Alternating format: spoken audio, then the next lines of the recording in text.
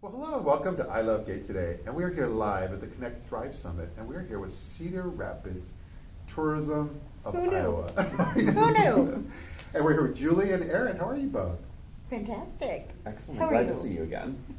Same here. But now you guys have just, you've jumped in with both feet. I saw we were together at IGLTA just 2 weeks ago in Atlanta. And you're there with quite an entourage there as well. We were. We had our director of communications from the airport, Yeah. and then also our general manager for our hotel at Kirkwood Yeah.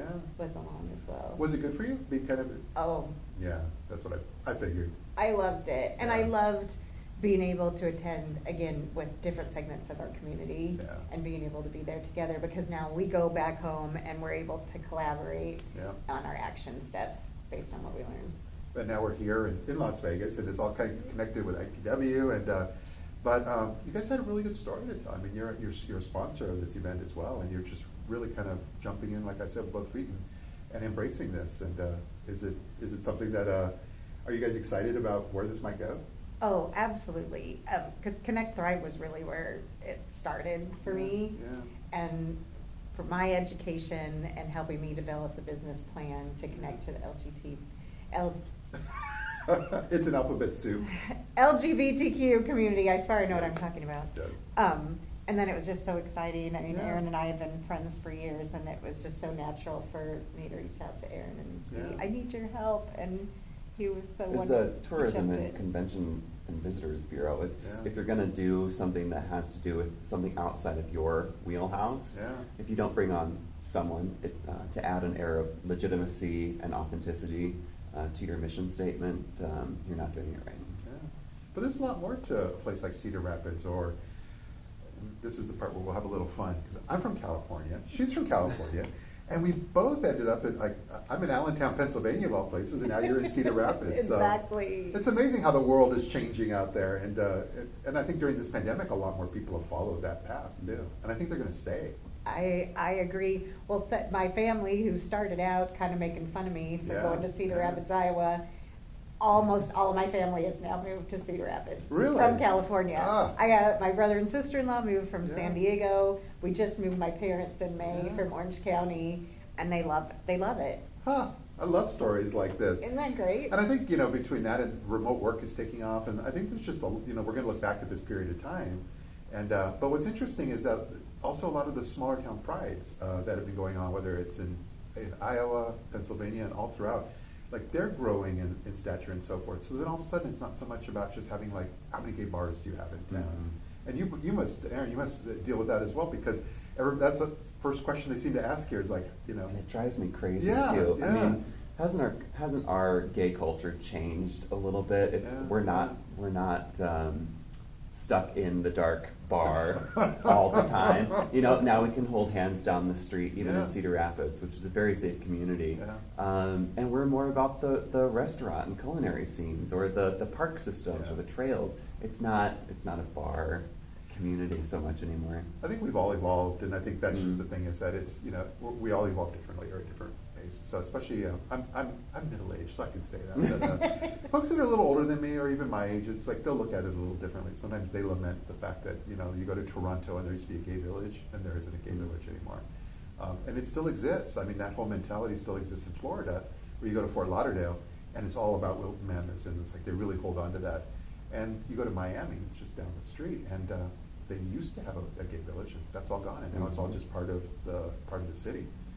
And where is Pride happening right now? Miami Beach Pride. It's Right. insane. I mean, all the excitement and activity. So I think there's a trend happening there, and I think you guys are kind of part of all that. Definitely. I mean, it's a great moment too for tier 2 and tier 3 cities. Yeah, yeah. From a pandemic standpoint. Yeah, it's interesting. We heard that word a lot too during this conference, tier 2, tier 3. I do believe that sometimes they call it small town or mid-sized town pride, but I think things are at a certain point. We look back at this 10 years from now, and be like, there's really something there as far as. I certainly believe. Yeah, So, and yeah. again, as a native Californian who Yeah. moved there and has chosen to stay there, I'm staying there because I fell in love with this community, and I Yeah, fell in love yeah. with the people within the community, and I love the opportunity to be able to share that with Yeah. people that visit, and then to surprise them. I feel like we have the benefit being able to surprise people, because so often, probably 99% of the people I meet, when I'm like, hey, have you ever thought about Cedar Rapids, Iowa? It's, no, I have not. So there's no perception there. It's, which is great. It's not a negative perception. They're just, one doesn't even exist. So I get to help create that, and then hopefully bring them to visit, and then they get to experience it for themselves and share it. You have, I noticed today, you have trivia points of Cedar Rapids you'd like to share. What was the number one?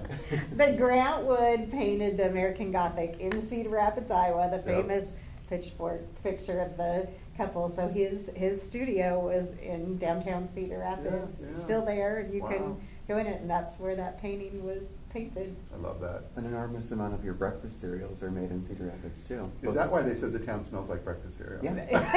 So we have shirts and things that say "Wake up and smell the crunch berries." So if you're eating your Captain Crunch berries, they were made in Cedar Rapids, and there literally are days you're walking downtown and it smells like crunch berries. Wow. It's crazy. Where do most folks, are you pursuing or looking at, do you target the drive-through market more, like Chicago and some of the places where they can just drive in for a weekend and so forth? You bet. The nice thing is we're really centrally located in not just the Midwest, but Cedar Rapids sits right in the middle. We can go north to Minneapolis, or Milwaukee, or we go, east to Chicago. We can go south to St. Louis or Kansas City. We can go west to Omaha. We really are in the middle of this wheel spoke, almost, that so much is drivable, which makes it great for regional conferences. It makes it great for weekend leisure travel. It's an easy place to get to. You can see this just even a few weeks ago. It's the opposite, but Chicago had market days. And it was fascinating watching market days kind of come alive online through Instagram and Twitter and the hashtag, and some of it was a little crazy. But people were coming in from all the drive-through markets there, and so it was fascinating to see how many people were just coming into Chicago. And probably the excitement was that they couldn't have the event last year, so there was more excitement that they can come back. But I have a feeling it's very similar in that sense, that, I mean, if you had a market days in Iowa, but you end up with all these folks that, the excitement of the, 200-300 miles away is, it's easy to do. So, I love easy. it. And we're somewhere different. It's a different community. It's to me, if you want that kind of Americana heartland experience that's available to anyone, there's that. I mean, what are some of your favorite things to do? I mean, there's also a bit of a pent-up demand that COVID and the pandemic has brought on as well. A desire to get out and about, but maybe air travel is not the best option. Even with 15 nonstop destinations into Cedar Rapids, it's not always about getting as far away as you possibly can. Sometimes it's about experiencing what's nearby or something different too. But it looks like you have a lot of conferences and so forth that might have an opportunity to come there as well.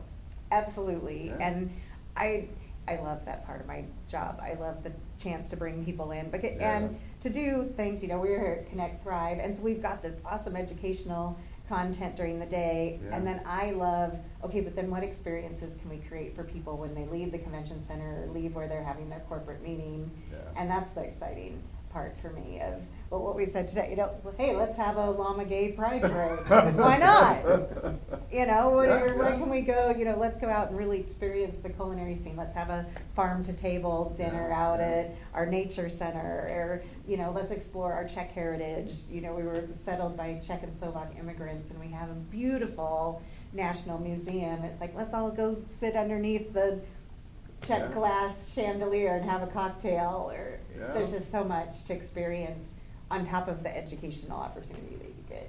Where's Coralville, by the way, with respect to where you guys are at? Just about 20 minutes south of us. Just 20 minutes, because they have a Pride Festival as well. They do. I've seen that come alive online, and so and they've been trying to encourage me to come out for that. So now I think I have added reason to come out to Cedar Rapids. You should come stay with us. I would love that. Come stay with us. I would love that. Well, thank you so much for kind of just being here with us and being so supportive and sharing some of your story with our audience. Oh, thank you. Feels good, so good, coming back again.